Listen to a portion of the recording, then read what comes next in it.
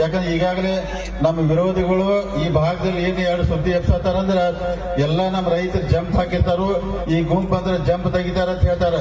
ನಾವ್ ಯಾವ ಜಂಪು ತೆಗಿದಲ್ಲ, ಇನ್ನೊಂದು ಜಂಪ್ ಹಾಕೊಂಡ್ರೆ ನಾವು ತಲೆ ಕೆಡಿಸ್ಬೋದಲ್ಲ, ಅದಕ್ಕೆ ಒಟ್ಟ ತಲೆ ಮತ್ತ ಕಿನಾಲ್ ದಂಡಿ ಇದ್ದಂತ ಮೋಟರ್ಗಳಿಗೆಲ್ಲ ತ್ರಾಸ ಕೊಡ್ತಾ ಇರ್ತಾರು.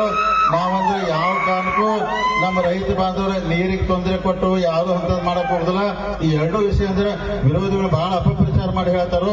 ವಿದ್ಯುತ್ ಇರ್ಬೋದು, ನೀರಿನ ವಿಚಾರದಲ್ಲಿ ತಾವೆಲ್ಲರೂ, ಯಾಕಂದ್ರೆ ನಮ್ಮ ರೈತರು ಹೆಂಗಾರ ಬದುಕಲ್ಲಿ ಅವ್ರಿಗೆ ಒಳ್ಳೇದಾಗಲಿ ಅಂತ ಭಾವಿಸ್ತೀವಿ. ಯಾಕಂದ್ರೆ ರೈತ ಬಾಂಧವರು ಏನೊಂದು ಸಣ್ಣ ಸಣ್ಣ ತಪ್ಪು ಮಾಡಿ ಏನಾಗೋದಿಲ್ಲ. ಯಾಕಂದ್ರೆ ಈ ದೇಶದಲ್ಲಿ ದೊಡ್ಡ ದೊಡ್ಡ ಶ್ರೀಮಂತರು ಬೇಕಾದಷ್ಟೆಲ್ಲ ಬ್ಯಾಂಕ್ ಲೋನ್ ತಗೊಂಡ್ಕೆಲ್ಲ ವಿದೇಶಕ್ಕೆ ಹೋಗಿದ್ದಾರೆ. ನಮ್ಮ ರೈತರು ಏನಾರು ಒಂದ್ ಜಂಪ್ ಹಾಕಿರಿ ಜಗತ್ ಮುಳುಗೋದಿಲ್ಲ, ಅಥವಾ ಒಂದು ಕಿನಾಲ್ ಮೋಟರ್ ಹಾಕಿರಿ ಮುಳುಗುದಿಲ್ಲ. ಅದಕ್ಕೆ ತಾವೆಲ್ಲರೂ ದಯಮಾಡಿ ಅವ್ರೇನು ವಿರೋಧಿಗಳು ಅಪಪ್ರಚಾರ ಮಾಡ್ತಾರೋ ಆ ಅಪಪ್ರಚಾರಕ್ಕೆ ಒಟ್ಟ ತಪ್ಪಿ ಕೆಡ್ಸ್ಕೊಬಾರ್ರಿ. ನಾವೆಲ್ಲರೂ ದೇವ್ರ ಸರಿಯಾಗಿ ಕೆಲಸ ಮಾಡಕ್ ಬಂದಿದೀವಿ.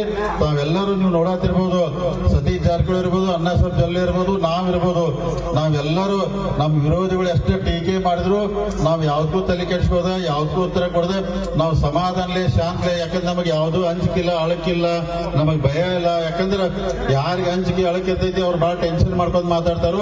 ನಮಗೇನೋ ಅಂತದೇನು ಟೆನ್ಷನ್ ಇಲ್ಲ, ನಮಗೆ ಧೈರ್ಯ ಐತಿ. ಈ ಭಾಗದ ಎಲ್ಲ ರೈತ ಬಾಂಧವರು ನಮ್ಮನ್ನ ಕೈ ಹಿಡಿತಾರೆ ಅಂತೇಳಿ ವಿಶ್ವಾಸದಿಂದ, ಅದಕ್ಕೆ ನಮ್ಗೆ ಯಾವ್ದು ಅಂಜಿಕೆ ಕೇಳಕ್ಕಿಲ್ಲ.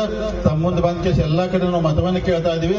ತಾವೆಲ್ಲರೂ ವಿದ್ಯುತ್ ಸಹಕಾರಿ ಸಂಘ, ಯಾಕಂದ್ರೆ ದಿವಂಗತ ಅಪ್ಪನಗೌಡ ಸ್ಥಾಪಿಸಿದಂತ ಈ ವಿದ್ಯುತ್ ಸಹಕಾರಿ ಸಂಘನ ಇನ್ನೂ ಉನ್ನತ ಮಟ್ಟಕ್ಕೆ ಬೆಳೆಸುವಂತ ಪ್ರಾಮಾಣಿಕ ಪ್ರಯತ್ನ ನಾವೆಲ್ಲ ಮಾಡ್ತೀವಿ. ಅದಕ್ಕೆ ತಾವೆಲ್ಲರೂ ನಮ್ಮ ಜೊತೆ ಕೈ ಜೋಡಿಸಿ ತಮ್ಮಲ್ಲಿ ನಾನು ವಿನಂತಿ ಮಾಡ್ಕೋತೀನಿ. ಯಾಕಂದ್ರೆ